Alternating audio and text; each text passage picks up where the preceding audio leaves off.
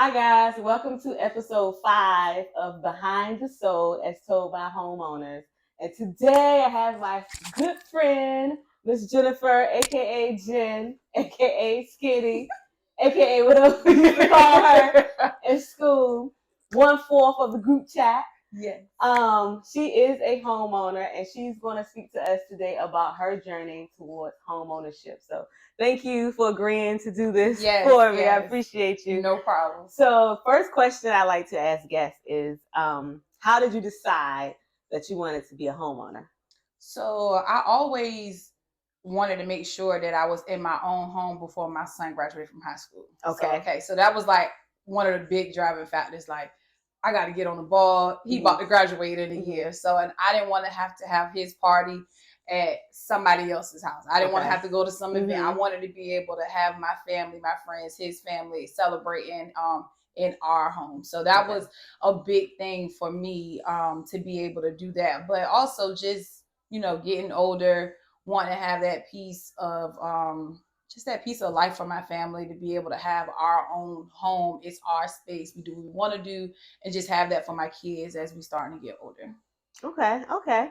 So how did you make that transition from, okay, I want to have a home before D graduates from high school, to actually doing something about it? Because a lot of times people get stuck in that, I want to, but don't make that next step. So how did you get to that next step? So it's funny because a lot of the times I'm like seeing all my friends in their home, and I'm like, I can't contribute. I can't relate. but it was motivating to see, all of my friends had, made that step. And, I was like, I feel like I accomplished a lot. And that was just kind of one thing that I hadn't really took the time to really get after. So I just said, you know what, me and another one of our friends, Shakira, we had a session with our kids on a New Year's Eve night, and just was like kind of manifesting what we wanted our year to look like for 2021.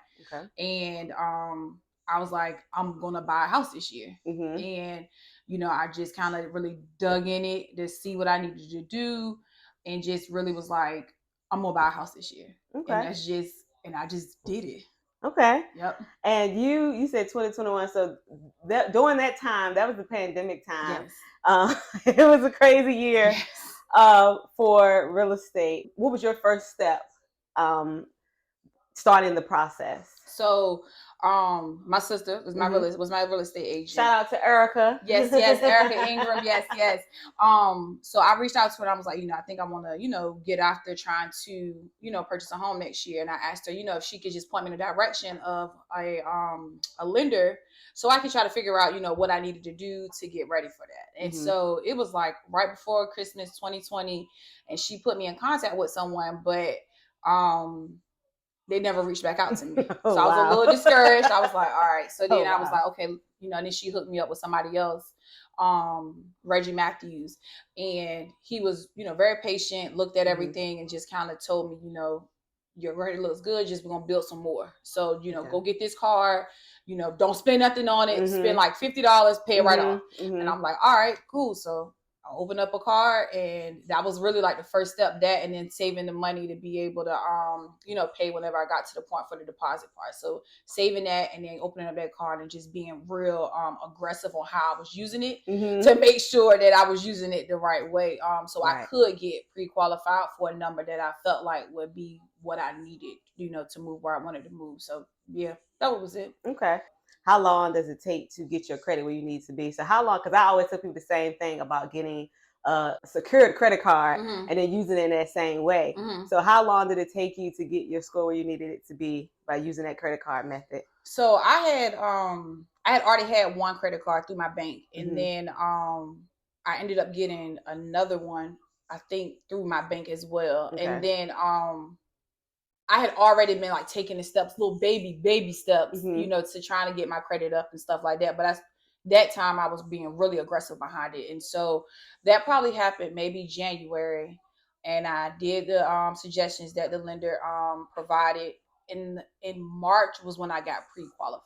Wow. So since I had already been doing the work and things like that on it, and that had been years in the making, just, some being frivolous sometimes, and using it wrong and things like that. And by March, I had a pre-qualification letter. Yeah, so we're looking at what, like 2 months time frame of using this card, as well as, like you said, previous methods that you use to get your score up. So that's amazing. So that's good motivation to know that it doesn't always take 6 months to a year to get you where you need to be. So, and another thing I like to ask guests is, did you grow up in a home? Because I know sometimes that makes a difference in our aspirations of being homeowners. Yeah, I did. So my grandma, I think she went through the phase of like renting to own and then eventually owning her home.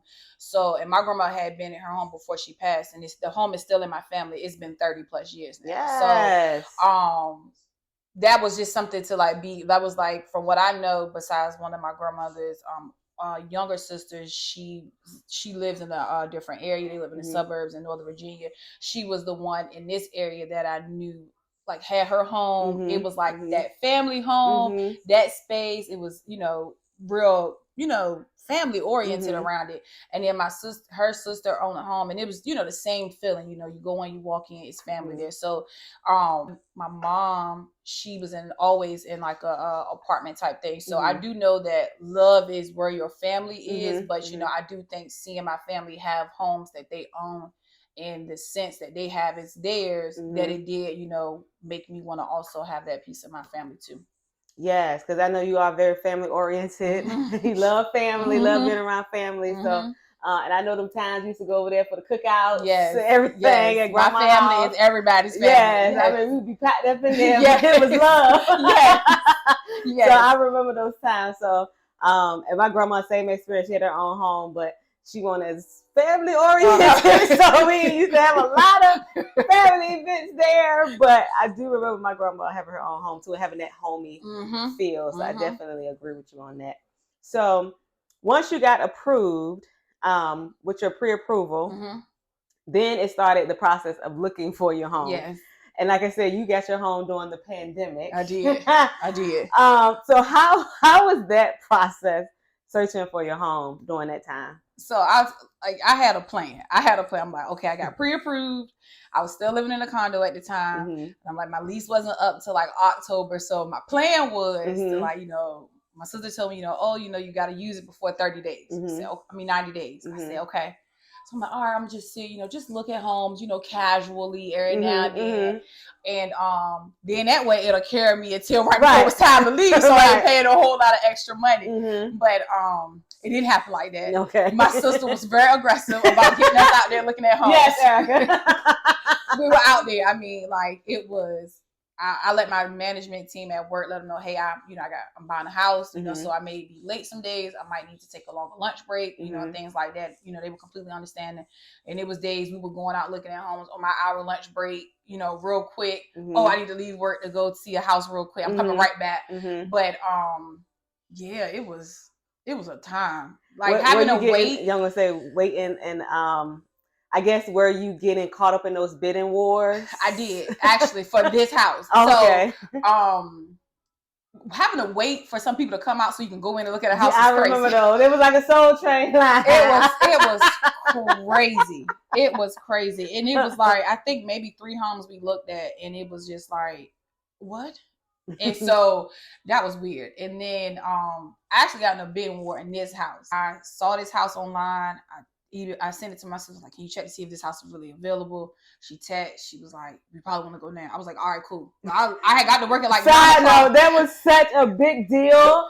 Like, I would tell my clients the same thing. If we don't go see this house right now within 24 hours, this house could be gone under contract, multiple offers. So yes. So she was like, all right, I'm about to get up. My niece was in the back seat. Like, we got up. I had just got to work, I think like 9 o'clock. By like 10:30, I was like, I gotta go see this house. I'll be right back. And so we came, I walked in, and like I immediately fell in love. And I really think this was the house, I think this was the only house that I really fell in love with. Like, I walked in, like, everything was new on the inside. It was all new hard floor, you know, new appliances. Everything that I had to have was on the checklist. And it wasn't even a huge checklist. Like I had to have a laundry room. I had to have a separate bathroom for my kids. Like that was those two were the non-negotiables in a 3-bedroom. Like, that was it. Everything else was like, I could figure it out. I'm not that, you know, I'm not that type of person where I can't make it work. Right. So we got into a bid. My sister was like, you know, if you really want this house, you got to be aggressive. So I was approved for $230. Okay. The house was listed for $215. So I went in for $225. Okay. Okay, my sister. And this and Paul, this was not unheard of during this time. So during 2021. A lot of clients were offering over asking price to be aggressive in these bidding wars because people was putting some money into these houses. And somebody was coming in as we were leaving. Oh, right. So, like the next day, like I was in pins and needles all day at work. So the next day she called me, she was like, you know, they got a few offers or whatever, but the buyer, shout out to my sister, she was really the bomb for this. The seller initially wanted to be where if the house for some reason sold for like it's different than where it was appraised, they wanted me to then still match more. Okay. And my sister was like, no, we're not doing that. I'm not gonna let you do that. I will not let you do that as my sister or a client. You know, I'm not comfortable with that. You know, if it appraises, they wanted me to stay at $225 no matter what it appraised. What it appraised for, and they wanted you to pay that difference. So let's say that it appraised at the $215, but you put in at how much you put in? $225. $225. But if it didn't appraise at $225, they wanted you to pay that $10,000 difference out of pocket. Yes, they did. And so I told her, I was like, I can't do that. I said, you know, I got approved for that amount. I said, that's where I am. And she was like, okay. And I think like 2 days later, like we didn't go in the houses. This happened like a Saturday, a Sunday. We didn't look at the house on Monday. She called me Tuesday night and was like, hey, the seller want you to reoffer again. And I was like, okay, but you know, I'm not, you know, if it's not at their price, I'm not paying the $225. She was like, no. She was like, he wants you to put the offer in again. I think my sister knew him from previous relationship before, and was like, I want, you know, have her put the offer in. If it appraises at $215, she get it $215. If it do it $225, and it did. It just so happened it did appraise for $225. Yes. Shout out to the appraisers during that time too. Yes.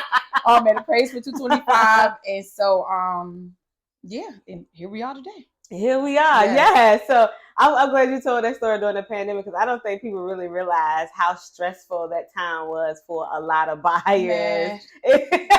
Just from having to run from work to go see showings, to having to stand in line to see the house, to having to bid against other people for the house. So that was a wild time. What a time to be alive. But I'm glad, you know, that this house that was for you, that you were able to get this house. And I always tell my clients, to everybody, like, what's for you will be for you. So I know it can be stressful, but if that house is for you, it's going to come through the way that you need it to. So that's what happened with this. Yes. So, so once you got your offer approved, did you get a home inspection, or is that something you had to waive? And I know a lot of people waiving home inspections during that time. And I think my sister made sure that I did do that, because this is an older home. I think the home was born, it was built in the 90s. So we definitely got the home inspection done, everything. Very minor things that the seller had to fix before we could get in there. And it, you know, I felt like it was pretty fair. But I didn't have any issues with that, but I definitely got a home inspection done. Okay, great. Yes, get the home inspection. Definitely got it. I know during that time people were waiving home inspections just to make their offer look more appealing to the owner. But good thing, like I said, shout out to Erica. For real. For real. For looking out for her client. Yes. So how was the underwriting process? I know sometimes that can be a very stressful time for buyers, dealing with the underwriters and the things that they require. So how was that process? So I think more so, it was just a lot of, can you sign this? Can you send this? Can you send this? Can you send this? And so it was, luckily I had, like, I'm carrying my iPad everywhere at this point, because they need something. I got to sign something. I got to scan this. I need to send them this. And it was so, it wasn't really hectic until I took my kids on a trip to Florida one weekend. And it was like, 2 weeks before I was due to close.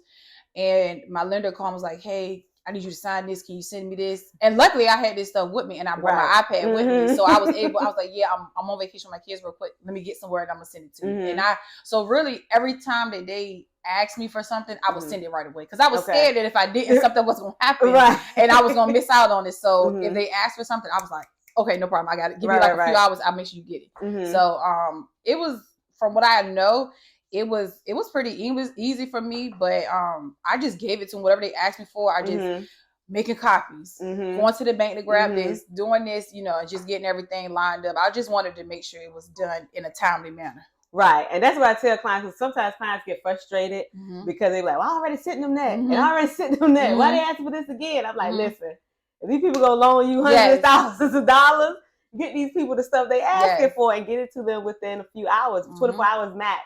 It's a time frame you want to get these people their information. So I'm glad you didn't let that stress you out. So then after underwriting, you got your clear to close, then you got to the closing table. How was that experience being at the closing table? I did not sleep probably for like a week. I didn't sleep. And so I was up and down, you know, just like, I just felt like I was just running on fumes. And so that morning I had to get up. I went and got my check, you know, to bring the closing and everything. And I was up all night that night. Like, were you nervous? I was so nervous because I was like, oh my God, like I'm about to buy a house, really about or to were get you like, keys. is this really gonna happen? Yes, both. Like, I was like, I'm not gonna feel right until I know for sure. Like, they gave me these keys. And so I was just nervous. Like, I was up probably like 5 o'clock that morning. My closing wasn't even due till like, I think 11 or something. And I just was up. I could not sleep. And then I get to the, you know, I'm there and I'm signing all of the papers and, you know, I'm doing everything. And it's just like, oh my God, I felt like I was signing the Bible. But, you know, it was cool. Like, afterwards, it was a sigh of relief. Like, I got the keys and I called my aunt and it was like, I bought a house. I got a house. All right. I got a house. And she's like, oh, you know, congratulations. And, you know, and everything like that. And then they kind of hit me. And I cried a little bit. I went straight to Target. And then I cried a little bit. And I came here, opened the doors up. And I just was like, it was just, this is my house. Right. And I cried a little bit. And it was very, very, very comforting. It was an experience. I enjoyed it. But oh my gosh. What was the kids' reaction? I have some clients who like surprise their kids at the day they get the keys, or did they know about this process the whole time? So they knew about the process, and they will always be like, you know, oh, can we eat out? I'm like, no, I'm trying to buy a house. So they would be like, oh, I'm tired of hearing about you buying a house. I want to eat out. And I'm like, no, we can't. We gotta save money or whatever. But my son seen the house. I don't think my daughter Morgan saw the house, but you know, once they saw it and they saw their rooms and, you know, they got into it and, you know, they saw the backyard and, you know, the dog ran out in the backyard, like everybody saw it and they really enjoyed it. But I did not surprise them. My kids are older, so, you know, and my kids are, you know, real laid back. So I don't think that'll be something they'd be like overly excited about like a little kid might be. But, they did, and the day that, you know, we got the keys and stuff, my son came and we looked in there. I think that's actually was the first time he saw the house, was the day that we actually closed on the house. Okay. Yep. Okay. Tell us about what was your most enjoyable part of this process, and then what was your least enjoyable part of this process? So the least part was probably having to, like, I didn't realize that it was going to be, you know, people waiting, people, you know, I didn't realize that when, you know, I hear, you know, bidding wars, that it was really going to be like, you better do it now or the house will be gone. Like, I didn't think that part. And that part is stressful, especially after I put an offer in and I'm like, and I knew other people were putting offers in.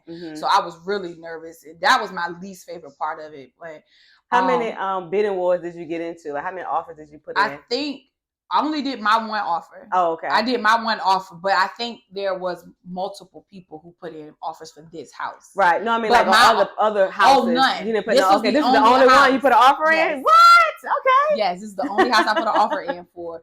But I think my offer eventually was the best offer because he did end up coming back to me. But Okay. Knowing that multiple people wanted the house that I wanted, and I felt like it was my house, you know, that was the least part for me because I was nervous, you know, thinking that somebody else was gonna get it, and then, you know, when the seller tried to, you know, kind of play us, I felt like, you know what, damn, you know, now I gotta go find another house, you know, that I wanted.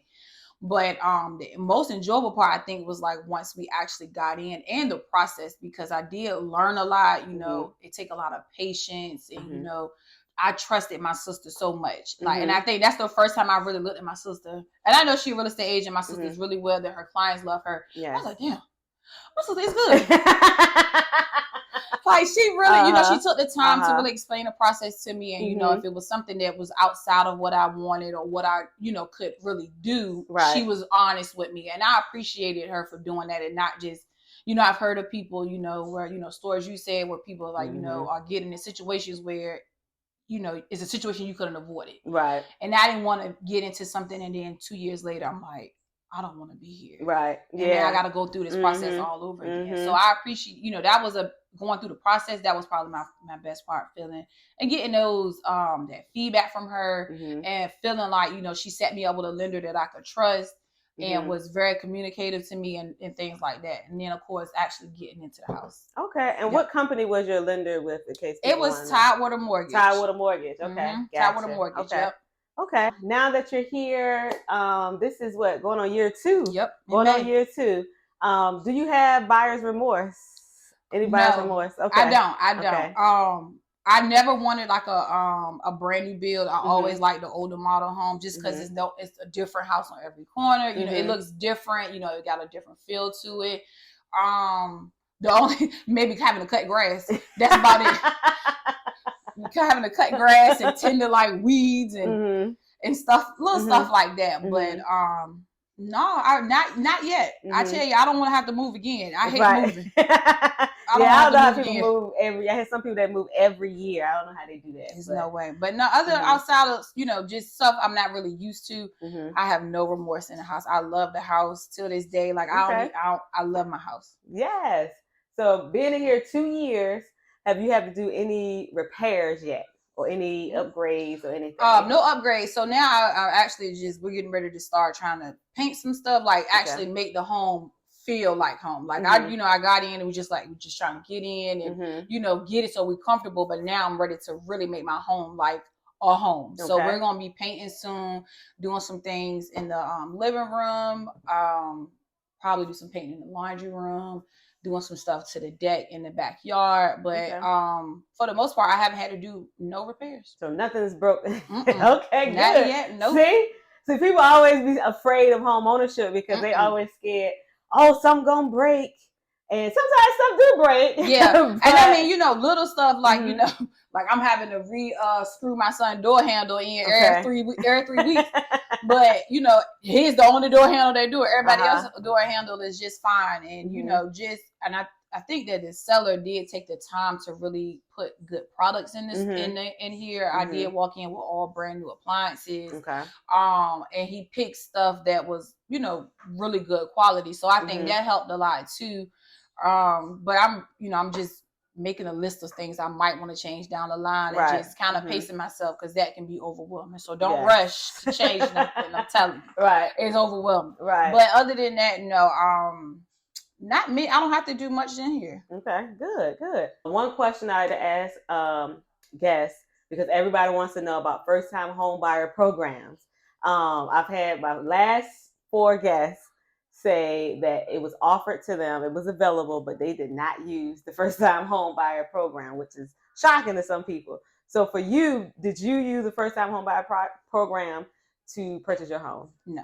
Okay. I was not offered it either, though. So I was not offered it. All of my money was my money. Okay.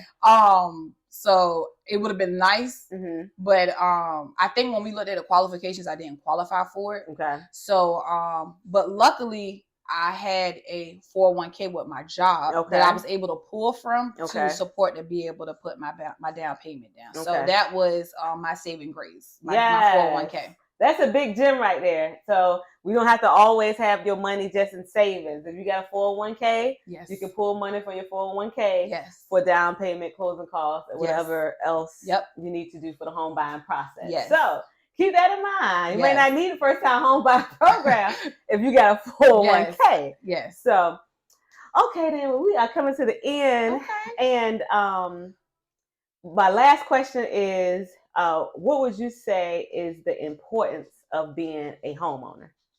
I think ultimately, just having that sense of, this is mine. Mm-hmm. My friends, if they lived in an apartment and, you realize like, oh my God, I'm paying about a mortgage Mm-hmm. plus extra. It ain't going out to eat on me. But, my home is mine. Like I can do with it what I want. Mm-hmm. I don't got to have my dog no more. This is my family space. And I love that, my family feels like this is a space that they're comfortable in when they're here. When I have people over, they love this space, they're in this space. But just having that sense of this is yours, your family, something for you to shift down to them, at that time when it gets there, and just have them know that this is a piece of some generational wealth that I can pass down to my kids. So that way it's something that they can keep and just continue to, pass it down. That's my ultimate goal. I would love for them to be able to do that. Yes. Yes. Any final advice you would want to share to someone who is thinking about becoming a homeowner, but maybe on the fence?